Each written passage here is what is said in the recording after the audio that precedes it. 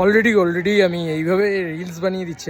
একটা দারুণ খবর পেলাম অ্যাকচুয়ালিতে, থ্যাঙ্কস টু মইনাকো সাকিবিয়ান, বাট ও আমাকে পাঠালো যে দেখো অলরেডি রঘু ডাকাতের অলরেডি হয়ে গেছে, মানে বেরিয়ে গেছে আর কি।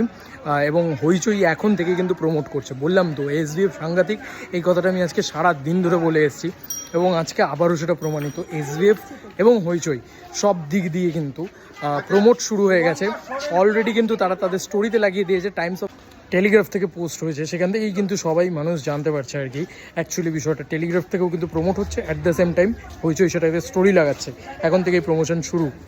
হইচই নিজেদের তরফ থেকে প্রমোট করছে, তো বুঝতেই পারছো হইচই প্রমোট করছে, at the same time article বেরোচ্ছে তার সঙ্গে সঙ্গে রঘু ডাকাত নিয়ে, এবং সেখান থেকে কিন্তু হইচই প্রমোট করা শুরু করে দিয়েছে হইচইয়ের তরফ থেকে।